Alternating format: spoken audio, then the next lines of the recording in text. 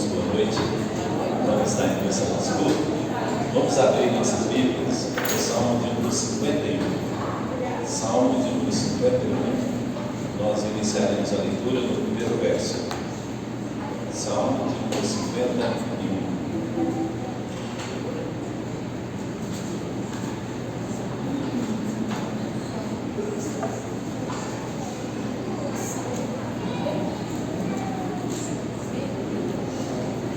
Salmo de número 51, nós faremos a leitura a partir do primeiro verso. Irmãos, esse salmo foi escrito por Davi depois daquele momento que o profeta Natan esteve com ele e repreendeu por causa do pecado cometido com Batseba.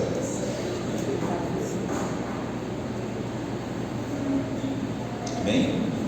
Então o texto diz assim: compadece de mim, ó Deus, segundo a tua benignidade, e segundo a multidão das tuas misericórdias, apaga as minhas transgressões. Lava-me completamente da minha iniquidade e purifica-me do meu pecado, pois eu conheço as minhas transgressões, e o meu pecado está sempre diante de mim. Pequei contra ti somente, e fiz o que é mal perante os teus olhos, de maneira que serás tido por justo no teu falar e puro no teu julgar.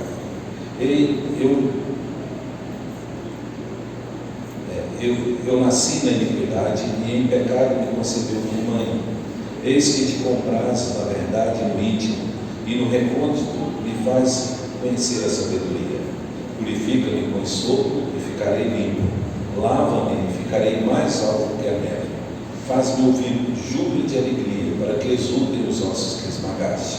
Esconde o teu rosto dos meus pecados e apaga todas as minhas iniquidades. Cria em mim, ó Deus, um coração puro e renova-me dentro de mim um espírito inabalável. Não me recuses da tua presença, nem me retires o teu Santo Espírito. Restitui-me a alegria da tua salvação e sustenta-me com espírito voluntário. Nós lemos até o verso 12. Irmãos, esse salmo é um salmo de confissão, onde o salmista manifesta a sua tristeza por haver pecado e reconhece o seu pecado e o confessa diante de Deus, pedindo perdão, pedindo que o Senhor purifique. E hoje também nós sabemos que quando nós pecamos, nós não perdemos a nossa comunhão com Deus, o nosso relacionamento com Deus, porque se fosse assim nós não teríamos nem como chegar diante de Deus para te pedir perdão. Mas o pecado, ele traz em nós uma tristeza espiritual. Por isso o salmista no verso 12 pede a Deus que restitua a ele a alegria da salvação. O crente, quando peca, não perde a salvação, mas ele perde a alegria. Então, por isso, irmãos, a palavra de Deus nos orienta que nós devemos confessar os nossos pecados a Deus e pedir perdão e confiar que o Senhor Jesus é fiel e justo para nos perdoar e nos purificar de toda injustiça. Nós devemos vigiar para não pecar, mas uma vez que nós pecarmos, nós temos a graça de ter o sangue de Cristo para nos purificar de todo e qualquer pecado. Por isso nós devemos confessá-los a Deus e pedir perdão. Eu quero convidar você agora para curvar a sua cabeça e nós iremos orar a Deus confessando ao Senhor os nossos pecados e pedindo ao Senhor que nos purifique, que nos limpe e que nos dê a condição de adorá-lo nessa noite de maneira correta, em espírito e em verdade. Vamos orar silenciosamente. Depois de alguns minutos eu estarei orando em voz alta.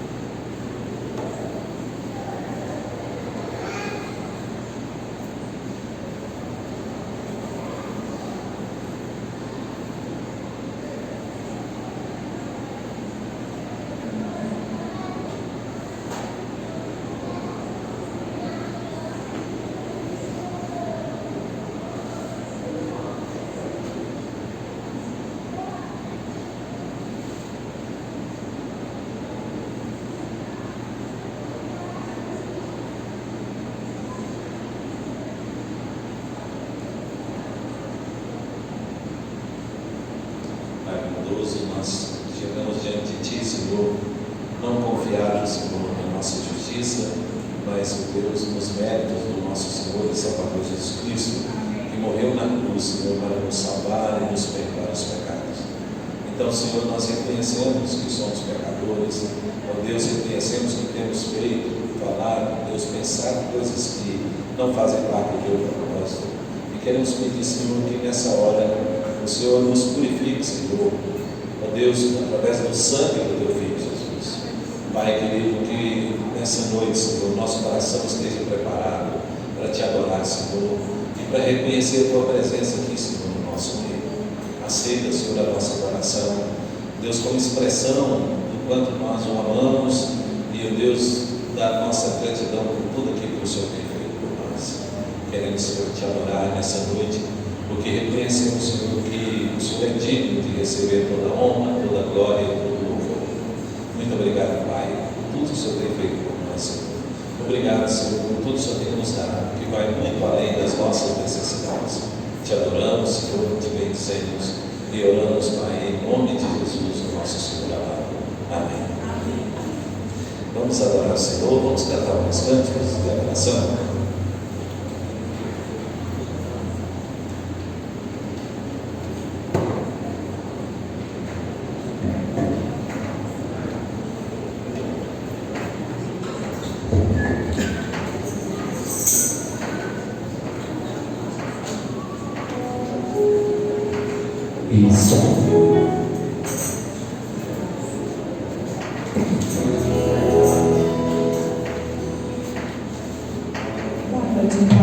Vamos ficar de pé?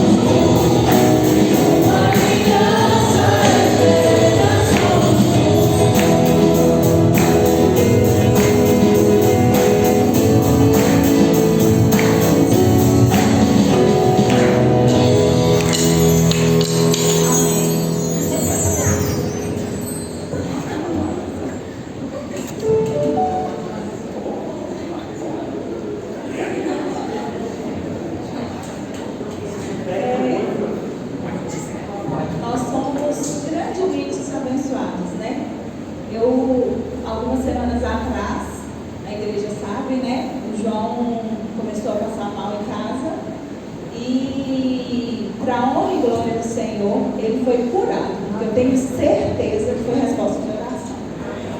Né? O João estava com um problema na vesícula e fomos fazer os exames e os exames do João estão limpos, não tem nada. Então eu creio que foi resposta de oração. Né? Eu quero agradecer à igreja por ter orado pelo meu marido.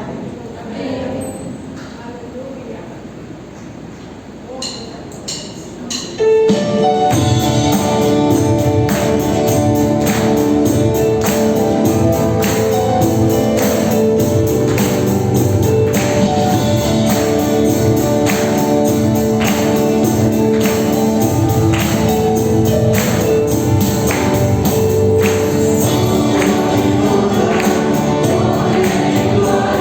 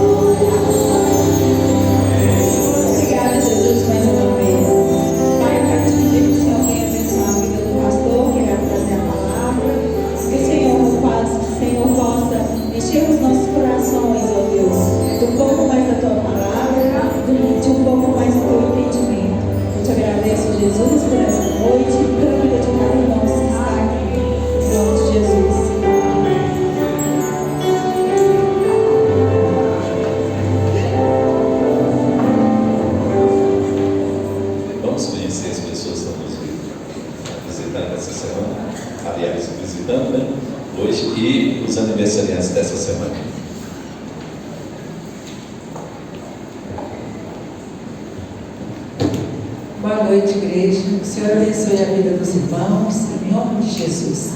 Tem alguém aqui que é a primeira vez que nos visita, que chegou depois que eu já tinha subido o templo?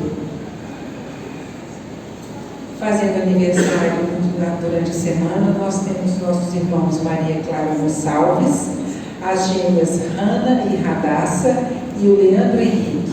Eu desejo que todos tenham uma semana abençoada, em nome de Jesus. Nós vamos passar para os avisos da oportunidade do Guilherme e depois para a Rafa.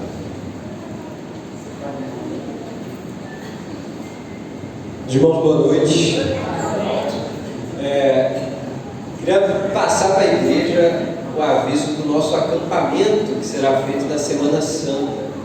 Nós vamos fazer na sexta-feira, sábado e domingo, certo? Se não me engano é dia 18, 19 e 20. Apesar de que já vamos poder estar chegando lá na quinta-feira, né, à noite ali, para a gente já se chegar. O acampamento começa oficialmente na sexta-feira de manhã. É um acampamento para adolescentes e jovens, ou seja, de 11 a 35 anos de idade, né? A UPA e a UMP juntos ali, certo? E se você, a gente queria falar o seguinte: se você sabe alguém ali que pode ir e tal, dinheiro não é o maior problema, a gente conversa e tudo mais, certo? O nosso objetivo é fazer uma coisa acessível a todos. O valor exato a gente ainda vai trazer à igreja, mas é em torno de R$100 a inscrição, tá certo? Quem quiser levar barraca, pode dormir com barraca. Quem quiser dormir hospedado ali, a gente fala comigo para a gente organizar tudo. Semana que vem eu envio no grupo da igreja um link, um formulário de inscrição. Semana que vem não, essa semana ainda, certo? Para quem tiver interesse de participar com a gente lá, certo? Você sabe comigo, e o tema do acampamento é colisão, o impacto que transforma a nossa vida, certo? Então, avisado aí. Antes da Rafa, antes de você dar o aviso, vamos para a Secretaria de Missões, porque aí depois você já chama as crianças. Tá? Boa noite, igreja. Só lembrando para que vocês continuem orando pela família do pastor Eurico Lopes. Esse mês deve estar sendo enviado para a Romênia. E eu estou ainda aqui com 23. Como é que chama isso? É muito bacana, gente. A gente passa na geladeira assim, não tem como. É muito bacana isso, tá? Quem verdadeiramente tiver no coração o propósito, eu vou agarrar essa família com oração, pega comigo, tá bom? Para vocês colocarem na geladeira e quando passar, está colocando essa família no altar. Amém? Nós temos também um aviso, gostaria de dar à igreja. Nós temos que reformar o nosso estatuto. Nosso estatuto está muito antigo, foi desde a organização da igreja, tem quase 40 anos. E aí o nosso conselho resolveu fazer um projeto do novo estatuto e nós vamos reunir em assembleia extraordinária para aprovar o estatuto. E como será? Nós faremos no culto à noite, só alguns minutinhos no culto, porque a igreja tomará conhecimento do estatuto antes. Nós estaremos afixando ali no quadro de aviso com o texto do estatuto. Também vamos disponibilizar no grupo do WhatsApp para que a igreja possa então tomar ciência do estatuto para depois votar. Nós votaremos apenas sim ou não para a aprovação do estatuto. Então, no momento do culto, nesse momento tipo assim aqui dos avisos, né, nós vamos dar oportunidade para a igreja votar. Será no próximo dia 13, né, agora de abril, no culto à noite. E nós faremos da seguinte maneira: quando você chegar, você vai assinar um livro de presença lá embaixo, que nós precisamos levar isso para o cartório para registrar. Então você que é membro da igreja vai assinar um livro e depois na hora você vai votar, tá bom? E aí nós vamos também aprovar no mesmo culto aqui já a ata da Assembleia, né? Ela já vai estar quase pronta, né? Então só constando o número de pessoas que estarão votando, né? E aí nós votaremos e se tudo correr direitinho, nós vamos aprovar o estatuto. Nós precisamos aprovar o estatuto, reformá-lo, porque desse estatuto depende também a nossa conta bancária da igreja, também para o presbitério exige, o sínodo exige a reforma do estatuto. Então nós iremos fazer essa reunião extraordinária no dia 13 de abril, no horário do culto à noite, tá? Então nós vamos deixar ali, depois do quarto de aviso, um modelo do estatuto para que possa ser então observado pelos irmãos, e também vamos colocar no grupo do WhatsApp. Então a Rafaela.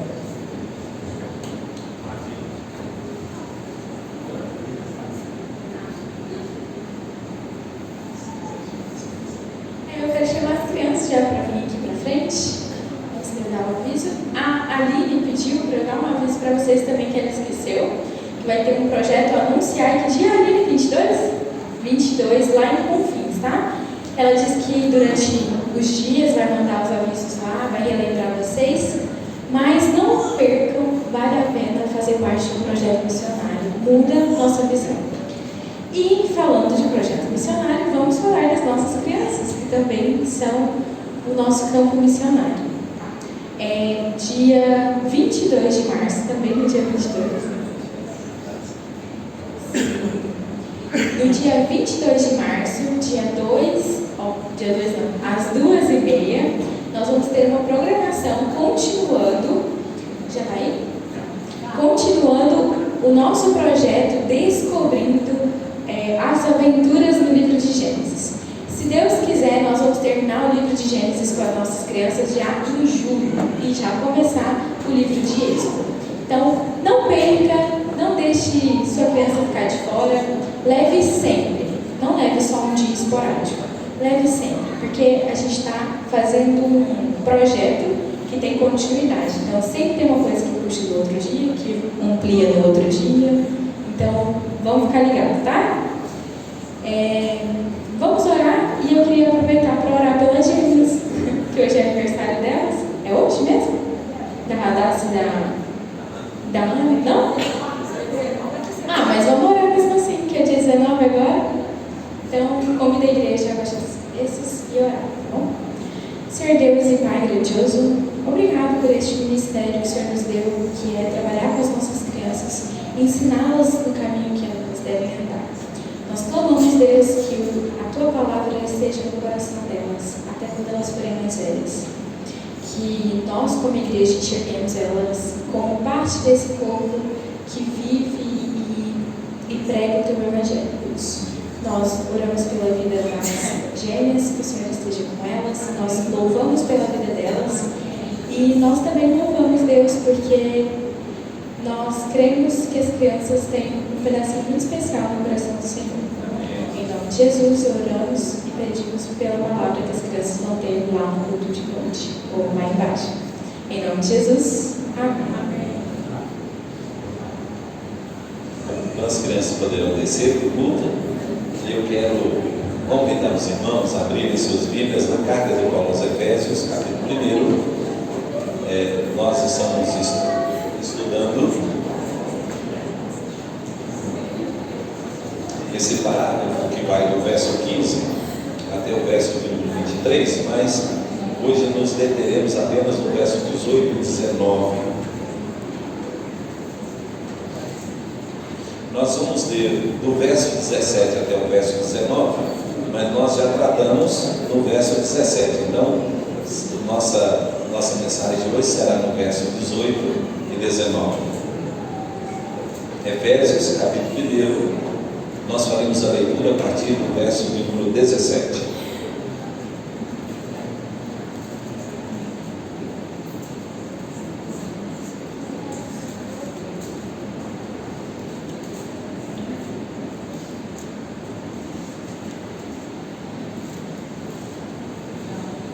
Amém? O texto diz assim: para que o Deus de nosso Senhor Jesus Cristo, Pai da glória, vos conceda espírito de sabedoria e de revelação no pleno conhecimento dele, iluminando os olhos do vosso coração, para saberdes qual é a esperança do seu chamamento, qual a riqueza da glória da sua herança nos santos, e qual a suprema grandeza do seu poder para os que cremos, segundo a eficácia da força do seu poder. Amém. Que Deus abençoe o texto. Vamos orar mais uma vez. Pai, nós pedimos agora, Senhor, a iluminação do Teu Espírito para entender, Senhor, Tua palavra. Ó Deus, o Senhor quer compartilhar conosco, Senhor, grandes coisas, Pai. Por isso precisamos ter olhos abertos, ouvidos atentos, ó Deus, para ouvir a Tua voz. Fala, Senhor, ao nosso coração nessa noite. Dá-nos, Senhor, Tua graça. E pedimos, Senhor, a Tua bênção e oramos em nome de Jesus. Amém. Irmãos, estamos tratando nesse parágrafo aqui, que nós acabamos de ler, uma parte dele, sobre a oração de Paulo para a igreja, a favor da igreja de Éfeso. E os irmãos lembram que na última mensagem nós mostramos que Paulo orou pedindo a Deus 3 coisas, né? Ele pediu que Deus desse a eles espírito de sabedoria, de revelação, no pleno conhecimento dele. Então, esse pedido de Paulo era que Deus estivesse dando a eles a condição de entender aquilo que Deus havia feito, que ele descreveu nos versículos anteriores. Então, todo o plano da salvação que foi projetado por Deus na eternidade e que nos alcançou, que veio sobre nós e nos deu a graça de poder conhecer Jesus e fazer parte do seu povo, todo esse mistério da salvação que nós estudamos do versículo 3 até o versículo 14, Paulo vem falando sobre a salvação e como essa salvação nos alcançou. E aí a igreja precisava ter entendimento, precisava ter capacidade de entender aquilo que Deus havia feito desde a eternidade por eles. Então, para que isso acontecesse, Paulo resolve orar por eles. E na oração, os irmãos perceberam que Paulo pediu que Deus desse espírito de sabedoria, de revelação, para que eles tivessem um pleno conhecimento de Deus. E aí Paulo então continua agora a oração. E agora na segunda parte, se os irmãos notarem, Paulo ele vai continuar orando, e uma coisa é como se fosse uma sequência da outra. É como se Paulo estivesse pedindo na oração algumas coisas que o próximo pedido dependesse do que foi pedido anterior. É uma sequência de pedidos em que um é o complemento do outro. Então, ele pediu o espírito de sabedoria e de revelação no pleno conhecimento dele, e agora então ele pede que Deus ilumine os olhos do coração para que eles pudessem entender aquilo que Paulo estava falando, claro, né? E aí depois ele vai falar qual a razão de ter os olhos iluminados, né? Então hoje você vai aprender aqui que o coração também tem olho, né? Então, ele diz, iluminando os olhos, versículo 18, né? do vosso coração. Então, a palavra na Bíblia, coração, irmãos, ela não tem o mesmo sentido para nós, né? Coração na Bíblia não é a sede dos sentimentos, né? Para nós, quando a gente está apaixonado, a gente diz que está com o coração ardendo, né? De paixão, né? Assim? Mas na Bíblia, a palavra coração, ela tem muito mais sentido de entendimento, de compreensão. Então, o coração é a sede da razão, do entendimento, da capacidade de poder compreender as coisas. E aí, quando Paulo diz assim, que Deus ilumine os olhos do coração, Paulo está pedindo justamente isso, é que lá nessa área da nossa vida, né, no coração, que também depois Paulo fala que é o homem interior, né, no coração, onde o Espírito de Deus habita, é que leva a pessoa a entender e compreender as verdades das Escrituras. Sabe, irmãos, a gente tem algumas maneiras de entender as coisas que são reveladas, né, enxergar as coisas que são reveladas. Nós podemos fazê-la pelo entendimento espiritual, que é a sede do entendimento do coração, ou nós podemos fazê-la por meio da nossa razão, da nossa inteligência. E aí essa parte racional da nossa vida, que a Bíblia também chama de alma, é justamente onde as pessoas comuns, todas as pessoas comuns, avaliam, decidem, toma ciência das coisas, julga as coisas. É na sede da alma, do entendimento, né, que nós temos das emoções, da razão. Mas quando Paulo pede que Deus ilumine o coração, Paulo está pensando num outro entendimento, numa outra sede de entendimento, que é um entendimento espiritual. Então não é um entendimento racional apenas, mas é um entendimento lá do coração, lá do fundo. Jesus falou, irmãos, que o espírito está pronto e a carne que é fraca. Então, nessa área do espírito, que é o interior do ser humano, o coração do ser humano, a sede da compreensão espiritual, é que Paulo está dizendo que os olhos sejam abertos, para que eles possam, então, entender aquilo que Deus quer revelar para a vida deles. E é interessante, irmãos, que nós, muitas vezes, tiramos conclusões das coisas pela maneira com que nós enxergamos, e depende da forma que nós enxergamos as coisas, nós tiramos as conclusões para a nossa vida. E aí, muitas vezes, irmãos, uma pessoa enxerga as coisas apenas pela sede da alma, ou seja, da racionalidade, das emoções, né, dos sentimentos. E aí, quando nós enxergamos as coisas por essa parte, elas não são enxergadas de forma espiritual, elas são enxergadas de forma física e pela alma, né, apenas pela condição intelectual. Vou mostrar para os irmãos. Quer ver um exemplo? Né? Uma pessoa apaixonada, ela enxerga pela emoção, não é? Então, às vezes, você já viu isso, às vezes uma pessoa apaixonada não vê nem os defeitos que é totalmente aparente para as outras pessoas. Uma pessoa que está vendo de fora, que não está enxergando por meio da paixão, né? Então por meio do amor, né? da paixão da pessoa, ele às vezes vê e fala assim: como que fulano está tão apaixonado que não enxerga as coisas? Não é assim que a gente diz? É porque a pessoa está vendo com os olhos da emoção. E aí, se ele está olhando com os olhos da emoção, ele está julgando de forma incorreta aquilo que é a verdade que está acontecendo. Outro exemplo, uma pessoa que está ferida, ela muitas vezes enxerga com os olhos da amargura. Então, a pessoa que é machucada, ela enxerga com as coisas pelos olhos da amargura, do ressentimento. Então, qualquer coisa que ela vê na outra pessoa, que ela está olhando atitudes, fala das outras pessoas, ela está enxergando aquilo com os olhos do ressentimento e da amargura, e não com os olhos da verdade. Uma pessoa, irmãos, que está decepcionada, normalmente ela enxerga com os olhos da desconfiança. Então ela foi decepcionada por alguém e agora ela diz assim: agora eu não confio em mais ninguém. Então olha os olhos que a pessoa está enxergando as coisas. Não é os olhos do coração, mas é os olhos da razão, das emoções, dos sentimentos.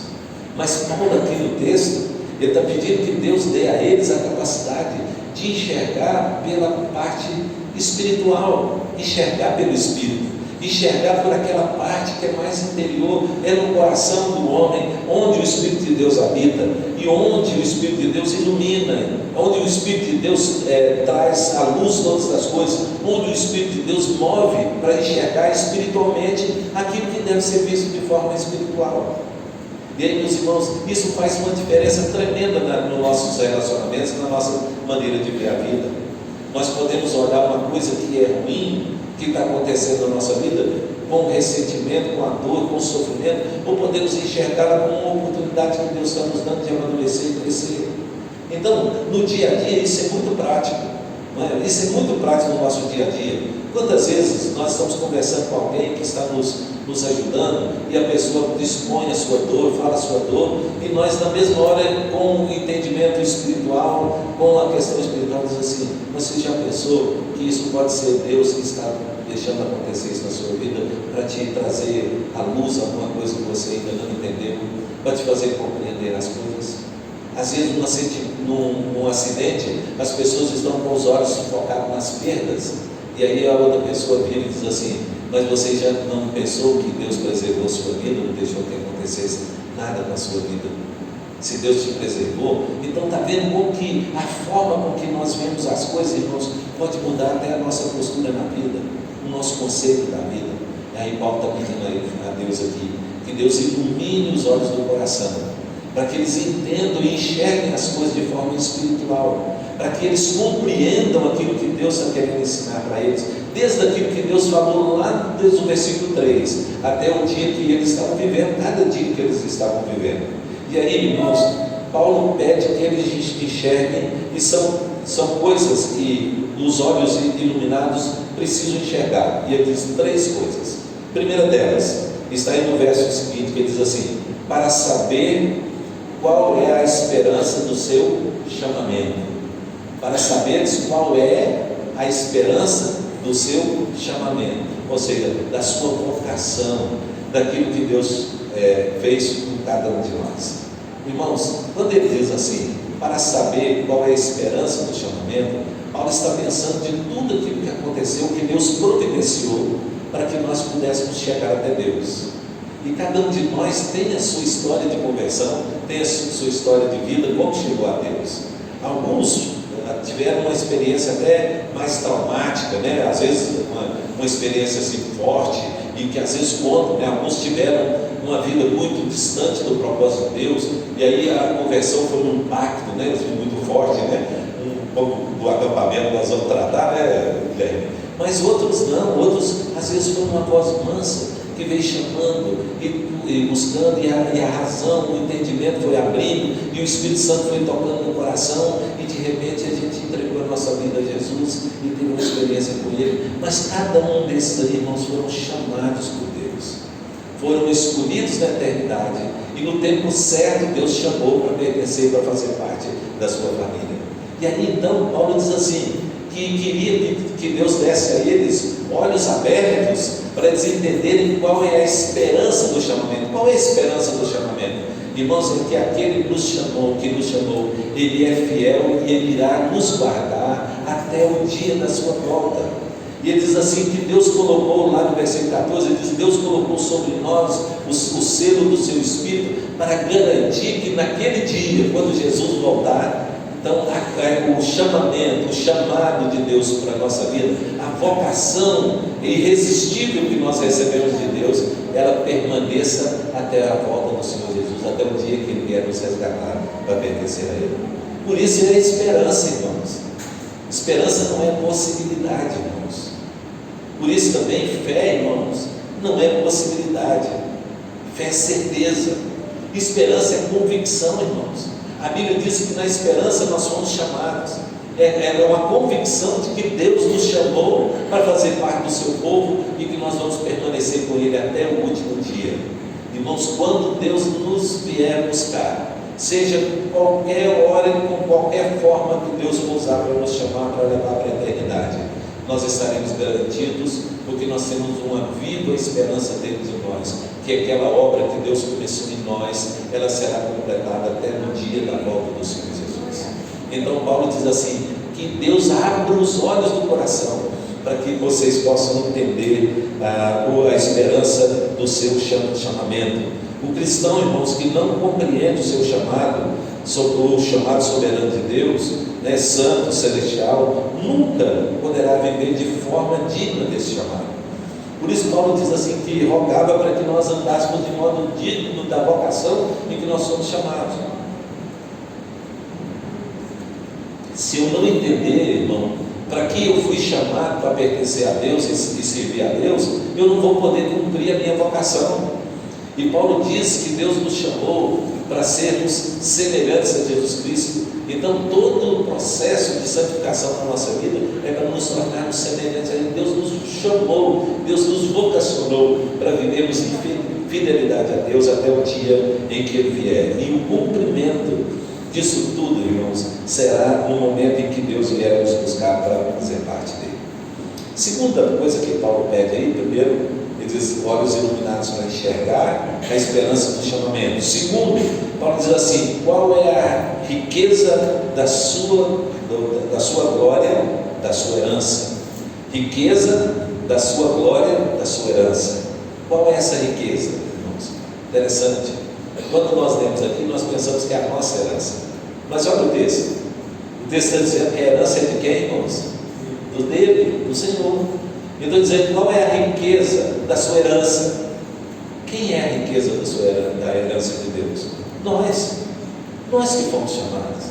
Irmãos, toda a obra de Deus, essa obra rica de Deus, é para a sua herança.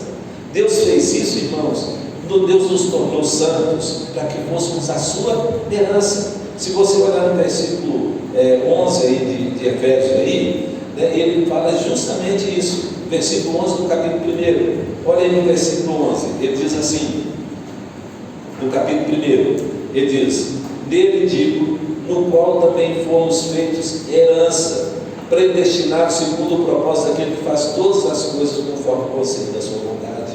Então é grande o plano de Deus, irmãos, para a nossa vida, e cada crente vai se tornando parte do Filho de Deus, ou seja, conforme o Filho de Deus. E o cristão, irmãos, é a herança preciosa de Deus. Então Deus fez tudo isso para quê, irmãos? Para que nós fôssemos a sua herança. Quando lá no capítulo 5 Paulo vai falar da igreja, ele diz assim, que Cristo morreu pela igreja, entregou sua vida pela igreja para torná-la santa, sem mácula, sem defeito nem ruga. Mas ele diz assim, para apresentar a si mesmo. Então, nós somos a herança de Deus, a igreja é a herança de Deus. Esse é o grande plano de Deus, irmãos. E essa herança, irmãos, é a esperança da nossa vocação. Então Deus, olha, irmãos, se nós formos pensar, olha, Ele nos predestinou para Ele nos elegeu na eternidade, Ele nos predestinou, Ele nos fez herança dEle, nós somos predestinados para o louvor da sua glória, tudo isso, irmãos, para Ele, para Deus. Então Deus nos salvou, não porque Deus tivesse dó de nós, pena de nós. Deus nos salvou, não é porque Deus ficou preocupado de nos mandar para o inferno, para sofrer eternamente no inferno. Não, irmãos. Deus nos salvou porque tinha um plano de nos fazer herança dEle. Deus nos salvou porque Ele nos escolheu na eternidade para sermos dEle. Então toda a obra de Deus, Ele a fez para Ele, para a honra e glória dEle. Por isso que Paulo diz que nele, por Ele e para Ele são todas as coisas em nossa vida. Então nós é que somos essa herança. Então Paulo diz que Deus ilumine os olhos do coração para que você possa entender a riqueza da herança dele, ou seja, da herança de Cristo. Em terceiro lugar, irmãos, Paulo diz aí no verso, ele diz qual é a grandeza do seu poder para nós os que cremos. Versículo 19, olha aí, e saber qual é a grandeza do seu poder para com os que cremos. Aí quando ele diz os que cremos, Paulo está dizendo, eu estou me incluindo no grupo, eu faço parte desse grupo, né? Paulo está dizendo, o seu poder, que poder é esse, irmãos? Ele vai dizer mais à frente, o mesmo poder que ressuscitou Jesus Cristo dentre os mortos. Então qual é a riqueza desse poder, irmãos? Esse poder foi dispensado sobre nós. Quando Cristo morreu, meus irmãos, Deus manifestou o seu amor por nós. Mas quando Cristo ressuscitou dos mortos, Deus manifestou o seu poder em nós, porque nós ressuscitamos com Ele. Vou repetir, quando Cristo morreu na cruz, Ele manifestou o seu amor, mas quando Cristo ressuscitou, Ele revelou o seu poder, o poder sobre nós, que nos tornou herdeiros dEle e herança dEle, de Deus. Então, irmãos, a grandeza do seu poder é a operação do poder de Deus em nós. Antes nós estávamos mortos nos nossos delitos e pecados, e quando Cristo ressuscitou dos mortos, o poder, o mesmo poder que ressuscitou Jesus dos mortos, Ele foi colocado sobre nós para nos trazer a vida, uma nova vida. Por isso, irmãos, crer em Cristo é nascer de novo.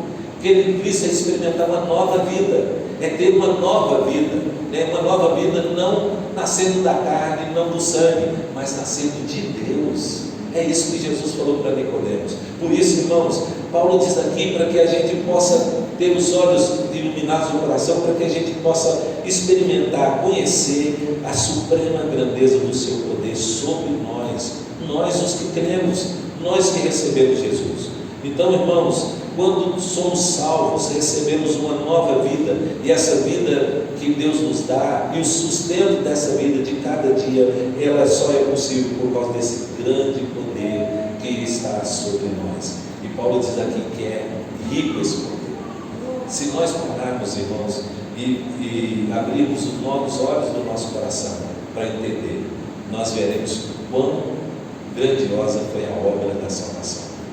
Muitas vezes, irmãos, nós cremos e recebemos a salvação e pensamos que a salvação é apenas o direito de morar no céu, apenas a oportunidade de viver a eternidade no céu com Deus. Não, irmãos, a salvação é algo muito maior, porque a salvação envolve, irmãos, não apenas o lugar onde nós vamos morar, mas envolve uma vida nova que foi possibilitada pelo poder de Deus que ressuscitou Cristo dentre os mortos.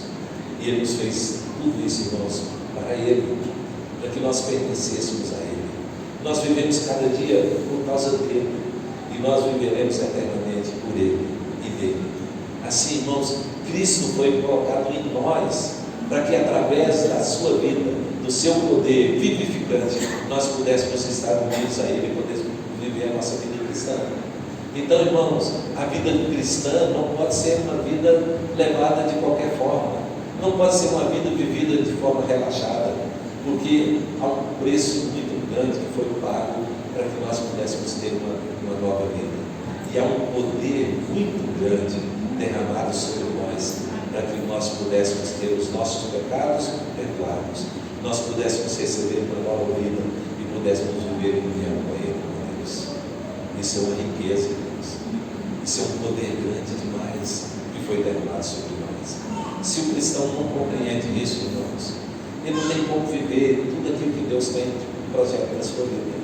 Se eu não entender, não abrir os meus olhos do coração, Deus não abrir os olhos do meu coração para eu entender isso, eu vou viver sempre naquela primeira fase da vida cristã, como bebê espiritual, continuando alimentando de leite e não podendo comer coisas sólidas, vivendo, irmãos, com a pouca coisa que a vida cristã pode nos oferecer, com pouco conhecimento, com pouco discernimento, com a vida ainda dominada muitas vezes pelas nossas paixões e pelas coisas dessa vida, pelas as ofertas que o mundo nos faz a cada dia.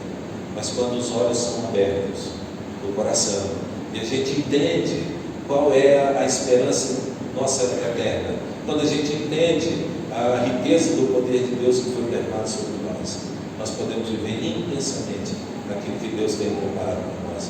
E aí o cristão pode ter uma vida vitoriosa em Cristo Jesus. Foi para a liberdade que Deus nos chamou. E Ele quer que nós vivamos na sua honra e na sua glória. Nós vamos continuar a mensagem no próximo domingo. Que Deus nos abençoe. Amém? Vamos louvar o Senhor?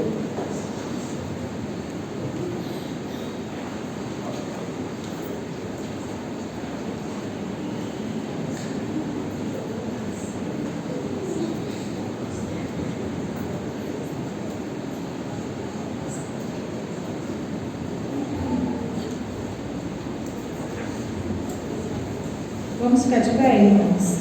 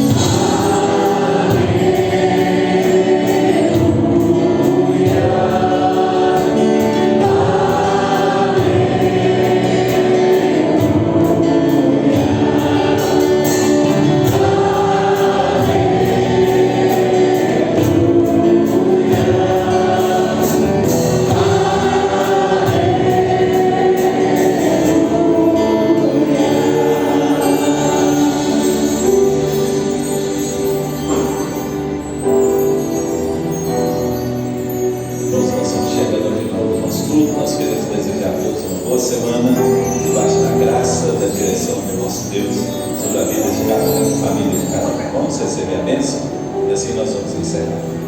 E agora, irmãos, que a graça do Senhor Jesus, o amor de Deus nosso Pai e a comunhão do Santo Espírito de Deus esteja sobre todos nós, hoje e para todo sempre.